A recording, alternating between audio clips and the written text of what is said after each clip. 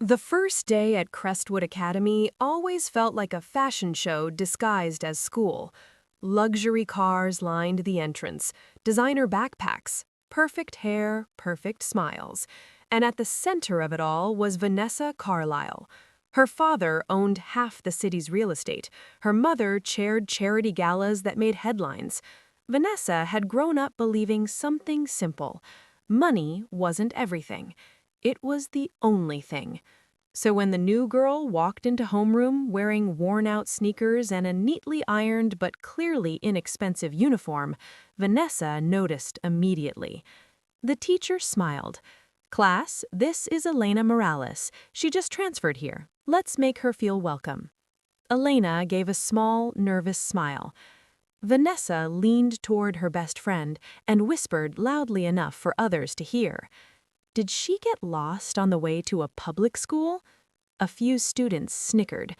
Elena pretended not to hear. By lunchtime, whispers had spread. She's here on scholarship. Her mom works 2 jobs. She doesn't even have a car. Vanessa sat at the center table, the unofficial throne of the cafeteria. As Elena walked past holding a lunch in a brown paper bag, Vanessa stuck out her foot slightly. Not enough to be obvious, just enough. Elena stumbled, her lunch fell, an apple rolled across the floor. The cafeteria burst into laughter. Vanessa covered her mouth dramatically. "Oh my gosh, I'm so sorry. These floors are just so slippery." Elena's face burned red as she knelt to pick up her food. That was the moment most people expected her to cry, but she didn't.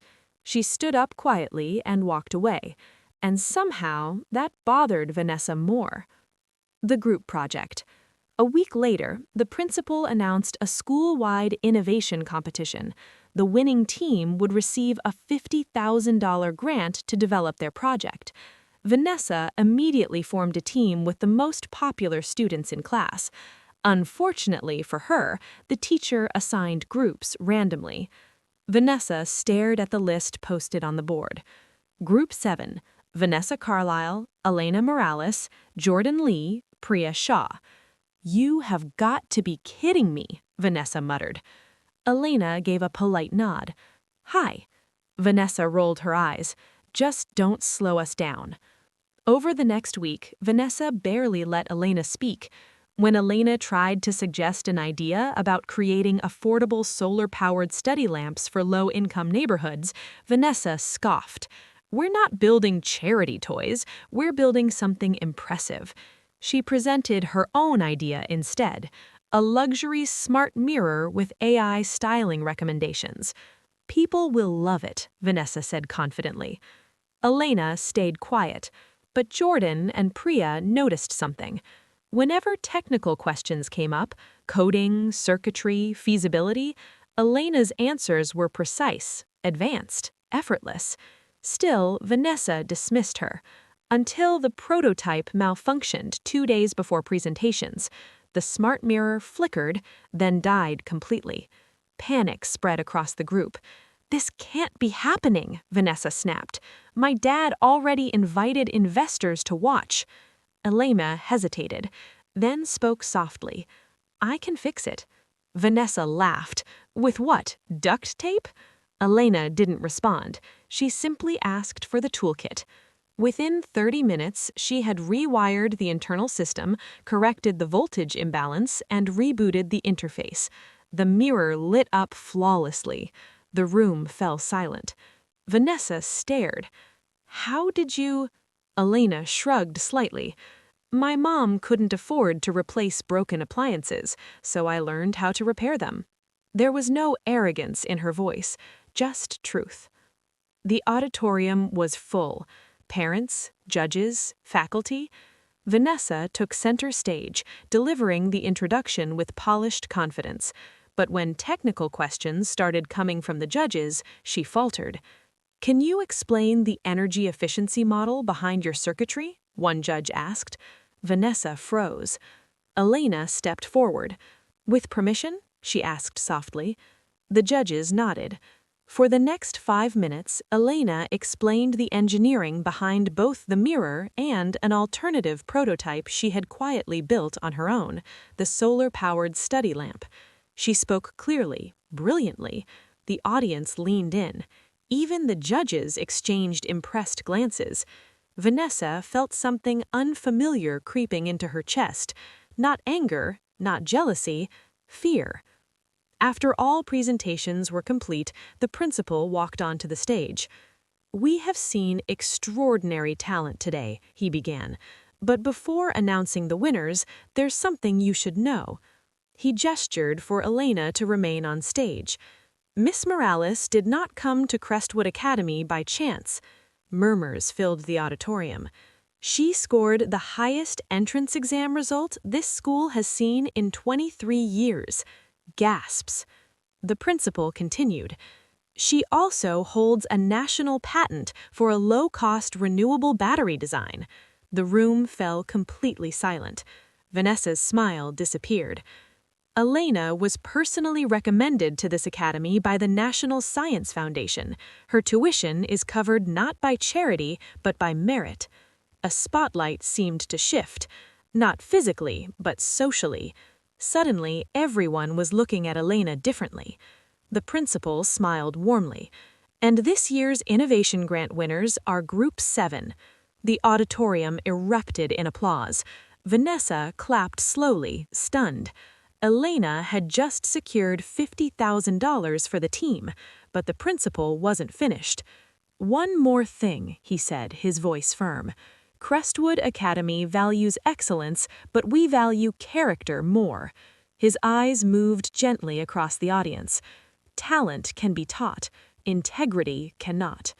Vanessa felt the weight of those words like a spotlight she couldn't escape. The next morning, something strange happened. No one laughed when Elena walked into class. Instead, students asked her questions, complimented her ideas. Even teachers treated her with newfound admiration. Vanessa sat at her usual table in the cafeteria, but it didn't feel like a throne anymore. It felt small. Elena walked past. Vanessa hesitated. For the first time in her life, she felt unsure what to say. Finally, she stood up. "Hey, Elena." Elena turned. Vanessa swallowed her pride, something she had never done before. "I was wrong about you." The cafeteria went quiet. "I thought money made people important. I guess I was wrong." Elena studied her for a moment, then gave a small, genuine smile. "It's okay," she said. "Most people are wrong before they learn." Vanessa nodded, and for the first time she wasn't the most powerful girl in the room. She was just a girl, learning. By the end of the year, Elena's solar lamp project was distributed to hundreds of students in underprivileged neighborhoods. Vanessa still had wealth, still had status, but she no longer measured people by it.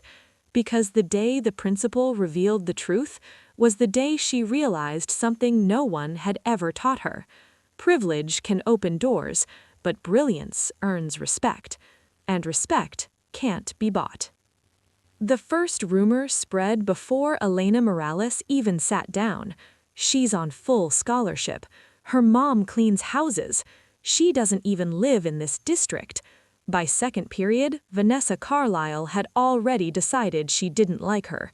Vanessa didn't just have money, she had influence.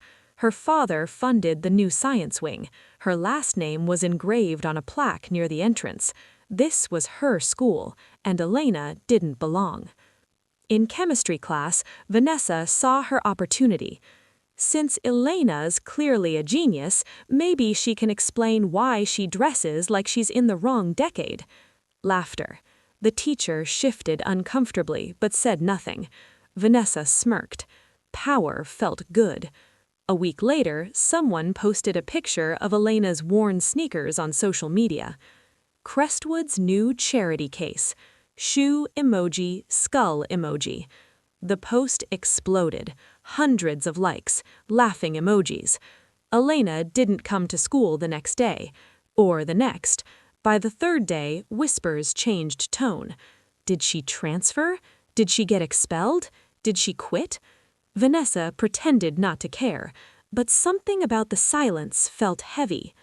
On Friday morning, the entire school was called to an emergency assembly. Students filled the auditorium, buzzing with curiosity. Vanessa sat front row scrolling through her phone. The principal walked onto the stage, but he didn't look calm. He looked furious.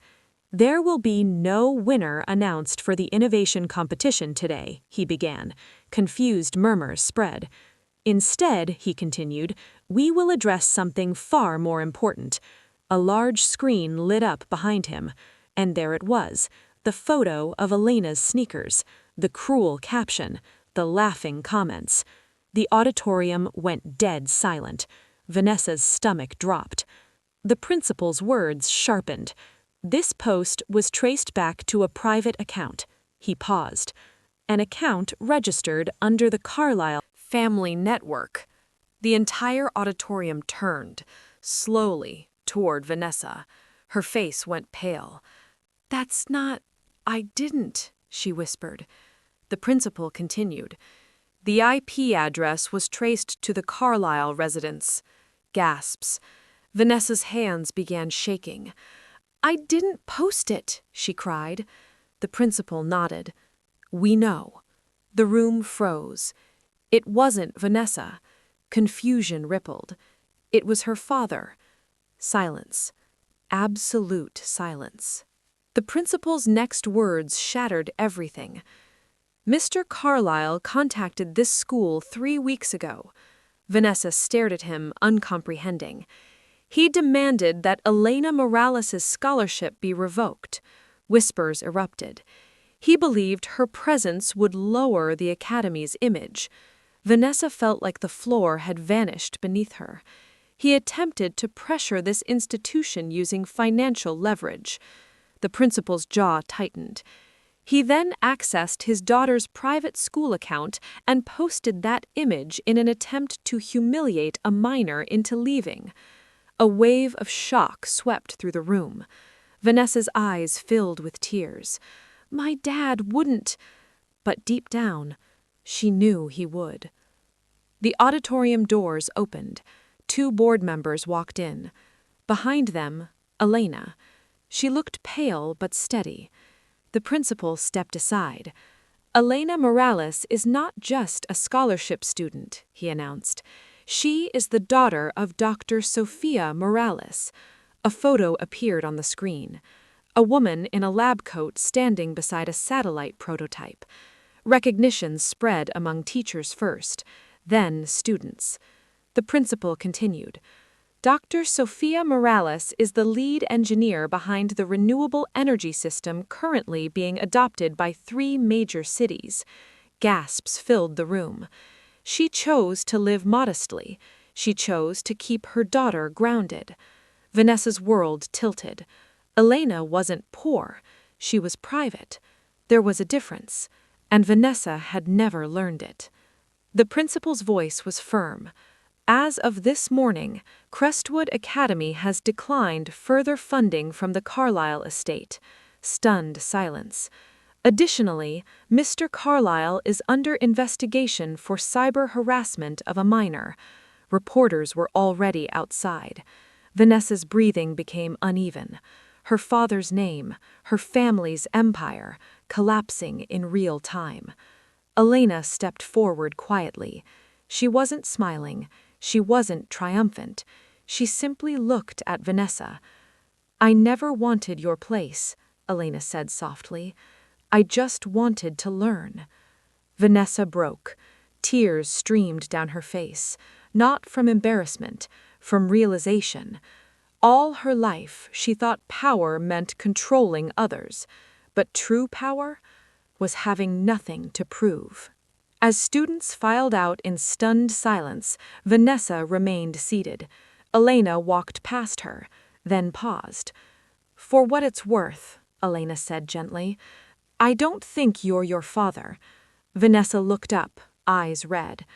"But you will be," Elena added quietly, "if you don't decide who you want to become." And then she walked away, leaving Vanessa alone with the weight of a choice. Within months, the Carlisle name was no longer engraved on the school's science wing. It was replaced. Morales Innovation Center. Vanessa transferred schools the following semester, not because she was forced, but because, for the first time in her life, she wanted to rebuild herself somewhere no one knew her last name. And Elena?